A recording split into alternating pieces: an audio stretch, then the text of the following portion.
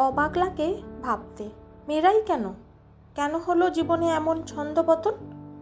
শুধু নিজের জেদের জন্য কেউ এমন অমানবিক হতে পারে? শালিনী কি অদ্ভুত একটা মানুষ। মীরা দীর্ঘশ্বাস ছাড়ে। কোথাকার কোন এক মেয়ে রাহু হয়ে বসলো মীরার জন্মছকে আর তছনছ করে দিল সব কিছু। রোহিণীর মতন ছেলেদেরই বা কি বলবে? বোকা না সংকীর্ণ? হাঁপ ধরে এক এক সময়, তবুও স্বস্তি নিজেকে নিয়ে মীরা। চুমকির ডাকে চমকায় মীরা। জানালায় দাঁড়িয়েছিল সেই কখন থেকে। বেলা গড়ালো, মনেও নেই স্নানের কথা। মা হয়তো স্নানের জন্যই ডাকছে। কাঁধ বেয়ে আসা বেনির গোছার তলার গার্ডার খুলে মীরা ঘরের আয়নায় দাঁড়িয়ে দেখে নিজেকে।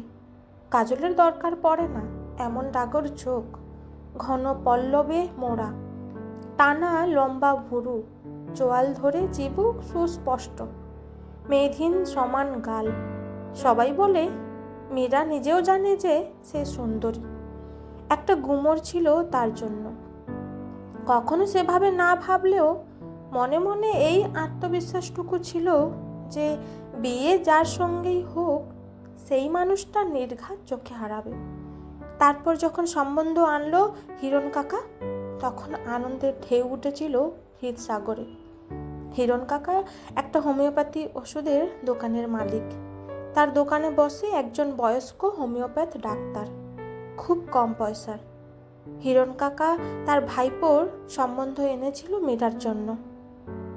ছেলে সফটওয়্যার ইঞ্জিনিয়ার, খুব মেধা, লাজুক আর চাপা স্বভাবের। বড় এক দিদি আছে, রোহন ছোট। ওর একটা ছবি দেখিয়েছিল হিরণ কাকা। শরীর ভালো নেই, কিন্তু যার জন্য এলাম তা হলো ওই নবারুণ ডাক্তারের ভাইপোর জন্য তোমার মেজ মেয়ের কথা বলতে। ভাই, তোমার তো সংসার কম বড় নয়। বয়স্ক মা বাবা, এক আইবুড়ো দিদি, নিজের 3 মেয়ে, আবার কচি একটা ছেলে। পাত্র এ ক্লাস, কম্পিউটার নিয়ে পড়ে এখন, ইঞ্জিনিয়ার। বলো তো, কথা বলি? নির্মল বিস্মিত চোখে তাকালেন। তা তো ভালো খবর। আজকের দিনে এমন শুভচিন্তক কেউ আছে দাদা? আমার মেয়ের কথা কি নবারুণ ডাক্তার নিজে মেনশন করেছেন? তা একরকম আমারই গরজে, বুঝলে না? একদিন চায়ের কাপ নিয়ে চেম্বারে ঢুকি, বুঝলে। কথা এরপর তাদের ভিতর অনেক চলল, কিন্তু ততক্ষণে স্বপ্নে গা ভাসিয়েছে মীরা। হাতে একখান ছবি। ছেলে ছবির ভেতর থেকে যেন মীরাকেই দেখছে। এত প্রাণবন্ত ছবি দেখে মনে হয় কথা বলতে চাইছে ওর সঙ্গে। ইনস্টাগ্রাম সার্চ করে আরও অনেক ছবি দেখলো। কুকুর ভালোবাসে, ভালোবাসে দেশে বিদেশে ঘুরতে আর নানান খাবার খেতে। ছবি আছে মালয়েশিয়া আর কম্বোডিয়ার। ব্ল্যাক প্যাগাডোর নিচে চেক শার্টের ছবির দিকে তাকিয়ে মীরা নিজেও পৌঁছে গেছিল ভিয়েতনামে। স্বচ্ছ সমুদ্রের জল, নীল আকাশ। মীরা আবার কখনো একাই ছুটেছে থাইল্যান্ডের পাটায়া দ্বীপে। নীল আর নীল, অতল প্রশান্ত মহাসাগর, দক্ষিণ চীন সাগরে আবদ্ধ দ্বীপ, তারপর কাঁধে ঝাঁকুনি। ওই রোহন তোর সঙ্গে মিট করতে চাইছে, মুখ টিপে হেসে জানান দিল ছোট বোন মধু। চোখ বড় করে তাকিয়ে মীরা, এর মধ্যেই? স্মার্ট ছেলে তাই। তাও তো হিরণ কাকা গেছে প্রায় 1 সপ্তাহ হলো। হ্যাঁ, এই স্বপ্ন তখন 1 সপ্তাহের সম্পত্তি। বুক তখন ঢিকপিক, একটা দম ফাটা উত্তেজনা বুক ঠেলে বেরিয়ে আসতে চায়। কিভাবে কথা বলবে? কেমন করলে নিজেকে ক্লাসি দেখতে লাগবে? আর ইংরেজি একেবারে সাবলীল নয়। কারো সামনে বলতে গেলে একেবারে অপরিচিত কারো সামনে ভয়ঙ্কর ভাবনা সেটা। আর অপরিচিত কারোর সামনে কোনো বিষয়ের অপারদর্শিতা বড্ড লজ্জার। তবু নিজেকে যতটা গোছানো যায় গুছিয়ে গেছি মীরা। একটা ক্যাফেতে দেখা হয়েছিল প্রথম। সে নিজেও বেশ নার্ভাস ছিল। দেখতে শুনতে ফটোর মতন অমন সুপুরুষ না হলেও বেশ চেহারা। মুখটা লম্বা, নাক সরু, ঠোঁট পর্যন্ত। আর যায়নি সেদিন। তবে খুব স্মার্ট। তাও ওর চেয়ার টানার কায়দায় বোঝা গেছিল। রোহন হেসে বলল, আপনার বাড়ি থেকে এই ক্যাফের ডিস্টেন্স কম, তাই এখানে। মীরা চেয়ার টেনে বসে মৃদু হাসে। থ্যাঙ্কস। সে চেয়ারে বসতে গেলে চেয়ার পিছনে সরে যেতে পড়ে যাচ্ছিল। হাত বাড়িয়ে ওর হাত ধরেছিল মীরা। দুজনের চোখাচোখি হতে রোহন ওর দিকে নিষ্পলক চেয়ে থেকে বসলো চেয়ারে। হাত তখনও ধরা। রোহন বলল, থ্যাঙ্কস। খুব ভালো ছিল সেই সাক্ষাৎ। বাড়ি ফিরে পাগলের মতন ভেবে গেছে ওই একই দৃশ্য আগে পরে করে। মনে মনে কল্পনা করে গেছে একটা সুখী সংসার, নিজের হাতের রান্না খেতে দেওয়া, রোহনের অপেক্ষায় বসে থাকা, ও বাড়ি ফিরলে যত্ন করে ওর জন্য খাবার তৈরি, এইসব। মা বলল, তোর বাবার অনেকটা বোঝা কমবে রে মীরা। যা বাজার দর, তার উপর এই এতগুলো লোক। পিসি রেগে গিয়েছিল কথাটাই। বলেছিল, ভুল করছো চুমকি, মেয়ের কত বয়স, সবে বিয়ে পাস করলো। তোমরা ছেলে ছেলে করে এই এতগুলো মেয়ে করলে, এখন বিয়ে দিয়ে বোঝা কমাতে চাইছো? ভেবে দেখো, যেভাবে তুমি নিজের মেয়েকে বোঝা ভাবছো, সেভাবে পরের বাড়িও ভাববে। ছি দিদি, এ কি চিন্তাধারা আপনার? কারো সম্বন্ধে ভালো ভাবতে পারেন না? এই নিয়ে দুজনের ভিতর ভালো তর্কাতর্কি শুরু হয়েছিল। তারপর মীরা তখন মোহে। ওর তো মনে হচ্ছিল পিসির কথাগুলো। হ্যাঁ, এটা ঠিক। আজকের দিনে যেখানে সবার দুটো ছেলে মেয়ে, কি একটা সেখানে মীরার বাবা 4 সন্তানের বাপ। মীরা মেজো। বড় দিদির বিয়ে হয়েছে রাউরকেল্লায়, বয়স্ক গাট্টা গোট্টা একজন লোকের সঙ্গে। বিয়ের সময় ওর দিদির বয়স ছিল 23। সেই আন্দাজে মীরার বিয়ে তো স্বর্গীয়। এই নিয়ে কথা বলার কি মানে? মীরা তখন পনির পরোটার রেসিপিতে মন দিয়েছে। মাঝে মধ্যে ফোনও আসতো রোহনের, কথা হতো অনেকক্ষণ। সব কিছু চলছিল ফুলের গন্ধে মাখো মাখো হয়ে, সুন্দর সুশৃঙ্খল সুবিন্যস্ত মোলায়েম মসৃণতায়। কিন্তু একটা 4 চাকার গাড়ির ভিতর নায়ক নায়িকা গান গাইতে গাইতে চলতে চলতে যদি হুট করে এসে থেমে যায় কোনো এক মোড়ে, তখন থামার কারণ খোঁজার চাইতে পাত্রপাত্রী বিস্মিত হয় পটভূমির আকস্মিক পরিবর্তনে। প্রথম পরিবর্তন চোখে পড়ল ভাত কাপড়ের সময়। যদিও পরে ভেবে দেখেছে শুভদৃষ্টির সময়ও সেই আগের দৃষ্টি ছিল না রোহনের চোখে। সে সময় মীরা ভেবেছিল বুঝি বা লজ্জা, কিন্তু ভাত কাপড়ের সময় অমন বিরক্তি কিসের? বিয়ের পরের প্রথম দুপুর, শ্বশুরকুলের আত্মীয়রা ঘিরে বসে আছে মীরাকে। কেউ দেখতে চায় বালা, কেউ হার, কেউ নোয়া। মীরা লাজুক মুখে দেখায়। কে দিয়েছে জানতে চাইলে ধীরে বলে মামা, দিদা, এইসব। তখনই মেজাজ উগ্র রোহনের। বাইরের ঘরে সে তুমুল চেঁচাচ্ছে, আমার এত টাইম নেই, যা করবার আছে শর্টে ছাড়ো। তারপর খুব বিরক্তিতে সে বলে গেল, আজ থেকে তোমার ভাত কাপড়ের দায়িত্ব নিলাম। সবাই হাসছে, কেউ কেউ টিপ্পনি কাটলো, নিয়ে উদ্ধার করলে বাবা, সেও যে তোমার পুরো দায়িত্বটাই নেবে। মীরার যদিও অদ্ভুত লাগছিল, কেন যেন মনে হচ্ছিল সব দোষ এই ভাত কাপড়ের রীতিটার। নইলে এর আগে যে তো সব ঠিক ছিল। ফুলসজ্জার রাতে কোনো কথাই বলল না রোহন, পিঠ ফিরে শুয়ে রইল। মীরা জেগে রইল রাত ভোর। নাকে এলো গোলাপের গন্ধ, কানে এলো বাইরের কুকুরের চেঁচামেচি। খিদেও পাচ্ছিল, আর মন অজস্র ভাবনার দ্রবে দ্রবীভূত। এটাই স্বাভাবিক, নাকি একে অস্বাভাবিক বলে ধরে নেওয়া উচিত? ভাবনাগুলো পরস্পরের সঙ্গে পেঁচিয়ে রইল। বিয়ের পর অষ্টমঙ্গলার আগে কোনো এক অফিসের আর্জেন্ট কাজে বেরিয়ে গেল রোহন। আত্মীয় স্বজন বাড়িতে তখনও কেউ কেউ আছে। রোহনের মা শকুন্তলা বললেন, বড্ড বাজে চাকরি গো, মাইনে যেমন দেয় তেমন নিংড়ে নেয়। কেউ জিজ্ঞেস করলেন, তা বৌমা কি করে? শকুন্তলা ইতস্তত হয়ে বললেন, বউ আমার বাচ্চা মেয়ে, সদ্য গ্র্যাজুয়েট হয়েছে, চাকরি পরে করবে ঠিকই। ও মা, তোমার ইঞ্জিনিয়ার ছেলের জন্য ডাক্তার ইঞ্জিনিয়ার মেয়ে আনোনি? একেবারে এলেবেলে। দেখো, সেই জন্য রাগ কিনা? কথাটা বিঁধল ওই প্রথম। যোগ্যতা, ইকুয়ালিটি, এগুলো একটা বিষয়, অবশ্যই ভাববার মতন বিষয়। কিন্তু কি বোকা মেয়েরা, এগুলো আগে ভাবেনি একটিবারও। হীনমন্যতা গুটিসুটি পায়ে ঢুকতে শুরু করলো। বাড়িতে ফোনে মাকে কেঁদে বলেও ফেললো সে কথা।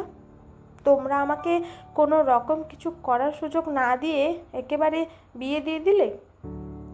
এদিকেই আমাকে সহ্য করতে পারছে না। ও মা, বিয়ের আগে সে কি জানতো না নাকি? কি আশ্চর্য! তা আমি কি জানি? আমি এখন কি করব? আমার জীবন তো পুরো শেষ।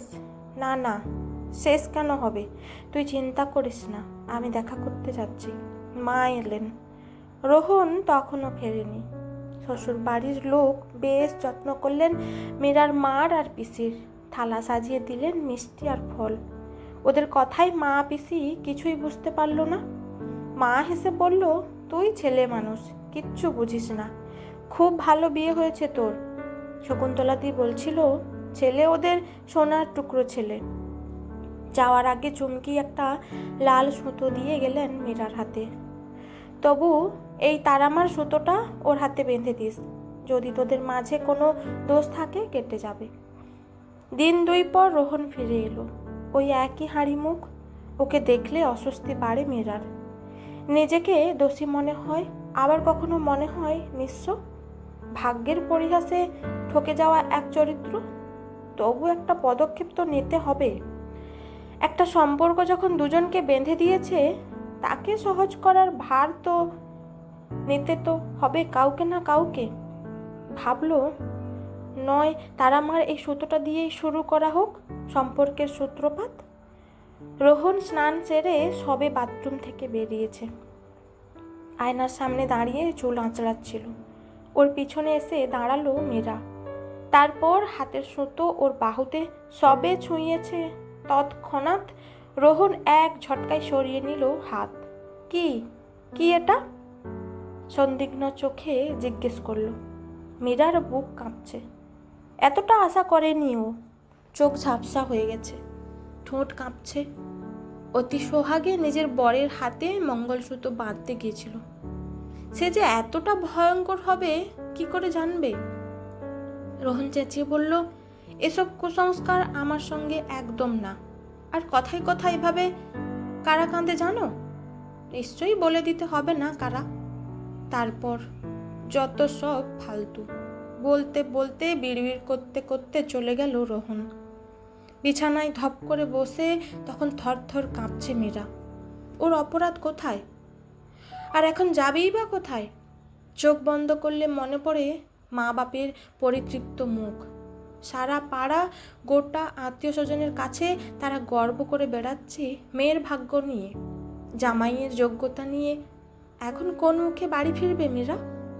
সন্ধেই বারান্দায় দাঁড়িয়ে কাঁদছিল একলা চাঁদের সঙ্গে। ভাবেনি, সত্যি ভাবেনি জীবন এভাবে নষ্ট হয়ে যাবে। হঠাৎই গলা খাঁকাটির শব্দে মীরা চমকে ফেরে। শাশুড়ি দাঁড়িয়ে।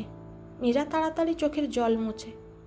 শকুন্তলা কাছে এসে জিজ্ঞেস করলেন, তুই কাঁদছিলি? মীরা কিছু বলে না। রোহন কিছু করেছে? উনি দ্বিতীয় প্রশ্ন করেন। মীরা কোনো উত্তর দিতে পারে না। কিন্তু ছেলের একটা ক্লাস বোধহয় নেন শকুন্তলা।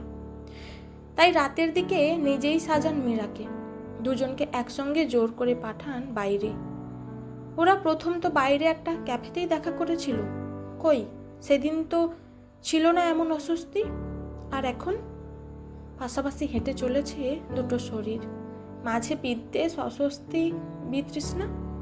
একটা আইসক্রিমের দোকানে এসে দুটো চকলেট কোন কিনল রোহন। দুজনে দু হাতে দুটো কোন নিয়ে হাঁটছে। কিছুটা যেতে মুখোপাধ্যায় স্যারের সঙ্গে মুখোমুখি।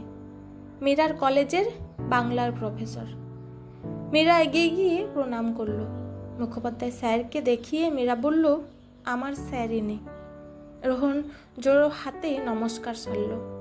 স্যার হাত তুলে বললেন, ভালো থেকো, ভালো। খুব ভালো মেয়ে পেয়েছো ভাই, পড়াশোনাটা আরও চালালে ভালো করতো। যাক গিয়ে, আমি এখন কম্পিটিটিভ এক্সামের জন্য বাংলার ওপর বই লিখছি। একজন অ্যাসিস্ট করার কেউ থাকলে ভালো হতো। মীরা জিস্ট করে লিখতে ভালো পারে। একদিন বাড়ি আসিস তো, তোকে এবার কাজে লাগাবো। আর একটা কথা বলে রাখি ভাইয়া, এ মেয়ে ভীষণ ইমোশনাল, কখন ক্ষেপে বসে কেউ জানে না। আর একবার ক্ষেপে গেলে মুখ ফিরিয়ে আর দেখবে না। চলি। হা হা হেসে স্যার হাঁটা দিলেন। ভিজে চোখে সেদিকে চেয়ে রইল মীরা। মনে মনে তখন ভাবছে, বাব্বা, স্যাররা বুঝি এত মন দিয়ে নজর দেন তাদের ছাত্রছাত্রীদের দিকে। হু হু করছিল বুকের ভেতরটা। মন তখন আপনার লোকের জন্য ব্যাকুল। একটা আপন ভাবের ছোঁয়া পেলেই বুক তাপে মোম গলার মতন গলতে শুরু করে। মনে পড়ছিল ব্ল্যাকবোর্ড, ক্লাসরুম, স্লো মোশনে সিলিং ফ্যান ঘোরা, স্যারের মুখে বৈষ্ণব পদাবলীর লেকচার, ক্লাসঘরের বাইরে একটানা ডাকতে থাকা কোনো এক অচেনা উদাসী পাখি, আচমকা বেল পড়া, ক্যান্টিনে চাউমিনের গন্ধ। কী সব দিন ছিল! আর মীরা কোন স্বপ্নের মোহে কোথায় এসে হারালো। দুপুরে বসে নিজের ঘরে, কোলে রাখা অনার্সের বাংলা বই, স্যারের কথাটাই যেন একটা ক্ষীণ আলোর উৎস দেখা যাচ্ছে। বিয়ের পর কিছু ডিগ্রি কোর্সের বই এনেছিল সঙ্গে। দরজায় ঠুক শব্দ হতে ফিরে তাকালো সেদিকে। দরজায় দাঁড়িয়ে শালিনী, রোহনের দিদি। একে বিয়ের আগে থেকে চেনে মীরা। শালিনী আর মীরা এক স্কুলে পড়তো, ওর থেকে বছর 5 সিনিয়র। রোহন আর শালিনী পিঠোপিঠি। একবার ট্যাপে জল খাওয়ার সময় নলের মুখ চেপে হাতের আড়ে ছেড়েছিল শালিনীর দিকে। ওর পুরো ইউনিফর্ম ভিজে গিয়েছিল। ছুটে ধরতে গেলে মীরা কলার খোসা ছুঁড়ে দিয়েছিল ওর পায়ের কাছে। আছাড় খেয়ে পড়েছিল শালিনী। রক্ত চোখে বলেছিল, হিসেব বরাবর করব একদিন, আমি কিছু ভুলি না। বিয়ের সময় যখন শালিনী গাঁটছড়া বাঁধছিল তখন খুব মনে পড়ছিল সেসব কথা। মুখ চেপে হেসেও গেছে ক্রমাগত। মীরা হাসলো একগাল। আরে ভেতরে এসো। কি জানি, ভাবলাম প্রাইভেসিতে ব্যাঘাত ঘটাই কিনা। শালিনী ওর ফ্যাসফ্যাসে গলায় বলল। স্কুলের সময় থেকেই শালিনীর গলা শুনলে মনে হবে বুঝি 10টা আইসক্রিম খেয়ে গলা ধরে বসে আছে। ওরা ছোটবেলায় বলতো গলায় ব্যাং ঢোকা দিদি। শালিনী তেড়ে আসতো ওদের মারতে। কখন এলে? মীরা জিজ্ঞেস করে। এই ঢুকছি। তোর জামাইবাবু 2 দিনের জন্য গেল চেন্নাই, আর রেভুকে নিয়ে এলাম। বিকেলেই কেটে পড়বো। কেন, থাকো না। ওরে বাবা, রেভুর সুইমিং ক্লাস মিস হয়ে যাবে। আর তুই বল, কেমন চলছে লাইফ? ছোট্ট শ্বাস ফেললো মীরা। স্কুলের কথা, কলেজের কথা খুব মনে পড়ে। কলেজ বলতে মনে পড়লো শালিনী আঁটোসাঁটো হয়ে বসে। তারপর ওর ফ্যাসফ্যাসে গলায় বলে, রঘু ওর কলেজ জেফের কথা তোকে বলেছে? এক জোড়া হতবাক চোখে দুপাশে মাথা নাড়ায় মীরা। হে হে হাসতে থাকে শালিনী। এ বাবা, বলেনি? ও তো প্রায় পালাতে যাচ্ছিল মেয়েটার সঙ্গে। কি দেখতে যে কি বলবো। যাকে বলে বিভৎস রকম সুন্দর, কিন্তু ইন্টারকাস্ট ম্যারেজ কারো বাড়ি থেকেই মানতো না। তাই তো সাত তাড়াতাড়ি বাবা যাকে পেরেছে ধরে শালিনী হি হি হাসিতে গড়াচ্ছে। এতদিনে মীরাও গম্ভীর হতে শিখে গেছে। ও স্থির চোখে চেয়ে রইল বছর 5 বড় মেয়েটার দিকে, যাকে ফেলেছিল কলার খোসা ছুঁড়ে। কিছুটা সেও বুঝেছে। 2 কাঁধ ঝাঁকিয়ে শালিনী বিছানা থেকে উঠে বেরিয়ে গেল ঘর থেকে। বাইরে ওর গলা শোনা যাচ্ছে। মা কোথায়? মেয়ে এলো, কোনো হুঁশ নেই। এ কি? মীরার মাথা দপদপ করছে। কেন করলো এরা ওর সঙ্গে এমন? রোহন প্রেম করতো, তাই এখন অসহ্য লাগছে মীরাকে। কিন্তু এতে মীরার দোষ কোথায়? টপ টপ জল পড়ছে বইয়ের পাতায়, ভিজছে বইয়ের পাতার নিরুপমা। মীরা আঁধারে, জানে না কি করবে এরপর। যদিও অনেক রাত করে জ্বর নিয়ে বাড়ি ফিরল রোহন। রাতটা প্রায় বেহুশ রইল। সকালে বাড়িতে ডাক্তার কল করতে হলো। রক্ত পরীক্ষা করতে দিয়ে গেলেন ডাক্তার। রিপোর্ট বলল ডেঙ্গু। এবার রোহনের সেবার পুরো দায়িত্বটা এসে পড়ল মীরার উপর। রাত জেগে দিনভর খেটে সেবা করলো মীরা। চিকেন স্টু খাওয়ানো, গা মোছানো, মাথায় জলপট্টি করা, বারবার মনে করে নুন চিনির জল খাওয়ানো, চলল নিরন্তর সেবা। 2 সপ্তাহে রোহন একেবারে সেরে উঠেছে। শরবতি লেবু আর কিউই কেটে দিয়েছেন শকুন্তলা। রোহন খাচ্ছিল। মীরা হাতের ব্যাগ নামালো মেঝেই। শকুন্তলা কিছুটা অবাক হলেন। এ কি রে, ব্যাগ কেন? টাইপিস্টের একটা চাকরি পেয়েছি। সঙ্গে আমার কলেজের স্যার ওনাকে অ্যাসিস্ট করার জন্য পার্ট টাইম জব অফার দিচ্ছেন। খুব কমই পাবো হাতে, কিন্তু খুলে বাঁচতে পারবো। জীবনের অনেকটা আমার খুবলানো হয়ে গেল, কিন্তু নিয়তি ভেবে মেনে নিলে হয়তো আফসোস কম হবে। কি বলছিস তুই? শকুন্তলা হতবাক প্রায়।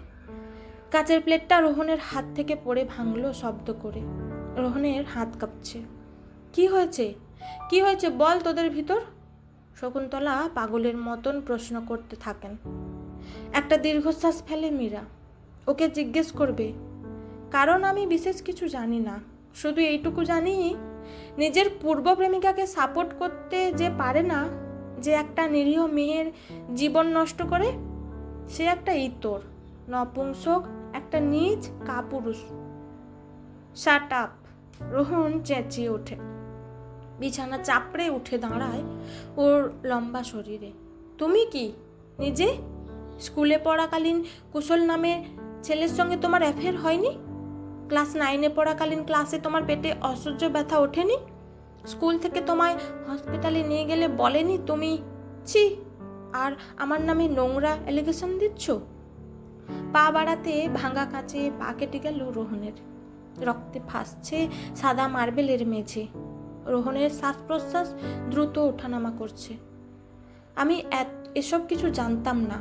একটা সরল নিষ্পাপ মেয়েকে নিজের লাইফে চেয়েছিলাম, ব্যাস। এইটুকু আমার ডিমান্ড ছিল। ওকে দেখে তাই মনে হয়েছিল। কিন্তু বিয়ের আগের দিন দিদি জাস্ট ফিরল আবুধাবি থেকে অভিজিৎদার সঙ্গে। বলল ফোনে এসব বলতে পারছিলাম না, বাট এই মেয়ের ছবি দেখেই চিনেছি। ও আমাদের স্কুলে ছিল ক্লাস 9-এ, একবার প্রেগনেন্ট হয়েছে। সপাটে রোহনের গালে চড় কষাই মীরা। খবরদার, আমার চরিত্র নিয়ে একটা বাজে কথা বলবে না। আমার বাপ গরিব হতে পারে, কিন্তু তোমাদের মতো নোংরা বড় লোকের চাইতে আমার সৎ দারিদ্র বেঁচে থাকুক। মেজের ব্যাগটা তুলে মীরা বেরিয়ে আসছিল। রোহন এগিয়ে এসে ওর পথ আটকালো। তবে প্রমাণ করতে পারবে যা বলেছিস সব ভুল? আমি যখন ক্লাস 9-এ পড়ি তখন তোমার দিদি কোথায়? একবার করগুণে অঙ্কটা কষে নেবেন সফটওয়্যার ইঞ্জিনিয়ার সাহেব, কেমন? আর আমার সভ্যতা প্রমাণ করার জন্য আমি একটাও দলিল পেশ করব না। আমি এখন বুঝতে পারছি আমি অনেক লাকি যে তোমার মতন একজন কাপুরুষের সঙ্গে সম্পর্ক গড়ার আগেই সব ভেঙে গেল। তুমি বলছো এগুলো সব রাবিশ? 100 বার। আমার না কোনো দিন পেটে ব্যথা হয়েছে, না কোনো প্রেম ছিল। তবে তুমি জীবনে আসার পর আমার মাথা ব্যথা অবশ্যই শুরু হয়েছে। আর কপাল যে পড়েছে তার বোঝার অপেক্ষা রাখে না। কাঁধে ব্যাগ তুলে মীরা হনহনিয়ে হাঁটা দিল। পিছন ফিরে শকুন্তলা ডাকতে থাকেন। গেট পর্যন্ত ছুটে আসেন ভদ্র মহিলা। যাসনি মীরা? শালিনী একটা বজ্জাত মেয়ে। নিজের মেয়ে তো কি, যে ভাইয়ের ঘর ভাঙে তাকে কি বলবো? ওর ইচ্ছে ছিল ওর ননদের এক আত্মীয়ের সঙ্গে রোহনের বিয়ে হোক। ওর বাবার আপত্তি ছিল আত্মীয়ের ভিতর সম্বন্ধ করা। সেই হিংসা আর রাগে ও এমন বিষ ঢেলেছে নিশ্চয়ই। কিন্তু তুই যাস না মা, বিয়ে ভাঙতে নেই মা, এতে কলঙ্ক রটে। আজকের দিনেও মেয়ে ডিভোর্স নিলে লোকে ডিভোর্সি হিসাবে একটা আলাদা কোটায় ফেলে। একটু মানিয়ে গুছিয়ে দেখ না যদি। মীরা আর দাঁড়ায়নি। কেন যেন আর দাঁড়িয়ে থাকতে পারছিল না। একটা খুব শক্তিশালী বল যেন টেনে নিয়ে যেতে চাইছিল ওখান থেকে। এখন বাড়ি এসেছে প্রায় 1.5 মাস। সব শুনে বাড়ির লোকের মাথায় প্রথমে বাজ পড়ল। বাড়ি ময় হাহাকার। যেন কি অনিষ্ট হয়ে গেছে। লোকসমাজ, আত্মীয় পরিজন কি বলবে? ঠাট্টা করবে? খুশি হবে? বাবা তো প্রায় শয্যা নেয়, মা উপবাসে। পিসি বোঝালো তখন, বলল, লোকসমাজ কি? কারা এরা? এদের কাছে সুখী সেজে কি লাভ রে তোদের? যাহা সত্য তাকে গ্রহণ করো, দেখবে জীবন অনেক সহজ হবে। এদেরও আর উপায় বা কি ছিল? মীরা ফিরে যেতে নারাজ। নিজের মান সম্মান খুইয়ে দুটো অন্যর জন্য কারো সঙ্গে আপোষ করার কোনো অর্থ নেই। মীরা ঠিক করেছে, আপাতত যা রোজগার করছে সে টাকা দিয়ে বিএড করবে, তারপর প্রাইভেট স্কুলে চেষ্টা করবে চাকরির। মুখোপাধ্যায় স্যার বলেছেন, তোর হবে, তুই লেগে থাক, কিছু একটা ঠিক করতে পারবি। তারপর আমরা স্যারেরা তো আছি। বেশ বল পেয়েছে মীরা। এই মীরা। মায়ের দ্বিতীয় ডাকে মীরা চুলের গোছা পিঠে ফেলে ঘুরে তাকালো। অনেক বেলা হয়েছে, স্নানে না গেলে আজ আর স্যারের প্রুফ চেক করতে যেতে হবে না। চুমকি সামনে দাঁড়িয়ে হাঁপাচ্ছেন। উফ, সেই কখন থেকে ডাকছি তোকে। এদিকে রোহন যে কখন থেকে এসে বসে আছে বাইরের ঘরে, ওকে ভিতরে পাঠাচ্ছি। দুই হতবাক চোখে মীরা তাকায়। কেন? আর জেদ করিস না মা, নিজে এসেছে তোকে নিতে। একটা সম্পর্কে কার না ভুল বোঝাবুঝি হয়, কিন্তু তা বলে কি সব শেষ? এই যে রোহন। চুমকির পেছনে দাঁড়িয়ে রোহন। চুমকি হেসে বললেন, তোমরা কথা বলো, আমি এদিকে তরকারি বসিয়ে এসেছি, এই পোড়া লাগলো বলে। রোহনকে দেখে সরে এলো মীরা। আল গোছে বিছানার চাদর ঠিক করতে লাগলো। ওর নাম ধরে ডাকলো রোহন। মীরা উত্তর দিল না, মন দিয়েছে বিছানা ঝাড়ায়। একটা নতুন বিগিনিং কি করা যায় না মীরা? মীরার বড় ক্লান্ত লাগছিল, ধপ করে বসে পড়ল বিছানাতে। এখন ভাবছে কেন যে স্নানটা সারলো না, বড় অস্বস্তি হচ্ছে। ওর হাতটা ধরেছে রোহন। আমি আবার শুরু করতে চাই, প্লিজ। এক জোড়া ক্লান্ত চোখে মীরা তাকায়। অনেক বুকের জোর নিয়ে আমি নতুন করে শুরু করেছি, আবার করে পিছনে ফিরি কি করে, যেখানে তোমার প্রতি আমার কোনো শ্রদ্ধা অবশিষ্ট নেই? আমি মানছি দিদির কথায় আমার কান দেওয়া উচিত হয়নি। বিইং অ্যান এডুকেশন পারসন, আমার উচিত ছিল তোমার সঙ্গে বসে সব কিছু ক্ল্যারিফাই করা, কিন্তু আমি তা করিনি। বাট ট্রাস্ট মি মীরা, আমরা একদিন সবার কাছে এক্সাম্পল হয়ে উঠব। মীরা হাসে। ইতিমধ্যেই তা হয়ে গেছি। দোষ না করে দোষী, আর যে ইচ্ছে করে না রোহন। মীরা, রোহন প্লিজ, আমি কি করে নতুন মীরাকে ফেলে দিয়ে পুরনো মীরাকে টেনে আনি? এত কি সহজ জীবন? মন, মানসিকতা, অনুভূতি, অনেক ম্যাচিওর কথা বলছো। তুমি আমায় জেনেইছো বা কতটুকু? কিন্তু আমি তোমায় বোধহয় পুরোটা জেনে গেছি। হালকা শ্বাস ফেলল রোহন। কি চিনেছ? একটা কান পাতলা ছেলে যার নিজের বুদ্ধি কম। মীরা চুপ করে থাকে। রোহন বলে, আমি কিন্তু তোমার ফেরার অপেক্ষা করব। ফিরলেও সেই সরল নিষ্পাপ বোকা মীরা যে আর ফিরবে না। ফিরবে একজন জটিল সন্দেহপ্রবণ মুখরা মীরা। কি দরকার? তার চাইতে যে নদী ভাগ হয়ে গেছে তাদের নিজের নিজের ছন্দে নয় বইতে দিলে কি দরকার কৃত্রিমভাবে তাদের মেলাবার? রোহন উঠে দাঁড়ালো। কিছুক্ষণ দাঁড়িয়ে রইল দু পকেটে হাত রেখে। তারপর আর না দাঁড়িয়ে বেরিয়ে গেল ঘর থেকে। মীরা জানালায় ফিরল। দেখল রোহনের হেঁটে যাওয়া। বাড়ির বাইরের কদম গাছটার নিচে দাঁড় করানো ছিল ওর ব্লু মারুতি ওয়েগনার। একবার জানালার দিকে ফিরে তাকালো রোহন। অনেক দূর থেকে দাঁড়িয়ে থাকা অবয়বের মধ্যে মনে পড়ছিল সেই প্রথম দিনের ক্যাফে বসা 4 জোড়া চোখের চোখাচোখি, দুটো অচেনা মানুষের নিষ্পাপ চাওয়া, কাছে আসার ব্যাকুলতা। তারপর হঠাৎ করেই একটা দৃঢ় সম্পর্ক গড়ার আগে কেমন ভঙ্গুর হয়ে যাওয়া। সেই দিনের রোহন আর মীরা যদি আবার ফিরে পায় একে অপরকে, কোনো এক সময়ের স্তরে, কোনো এক জগতে, তবে হয়তো শুরু হবে এক নতুন কাহিনী। এক ফোঁটা বিষ এক পাত্র দুধকে বিষাক্ত করে। তাই হলো ওদের ভিতর। গাড়ি স্টার্ট দিয়েছে রোহন। শব্দ করে গাড়ি বেরিয়ে গেল চোখের সামনে দিয়ে। মীরার কোনো আফসোস হলো না। হলো না অনুতাপ? শুধু বড় মায়া হলো ওই প্রথম দিনের ছেলেটা আর মেয়েটার জন্য।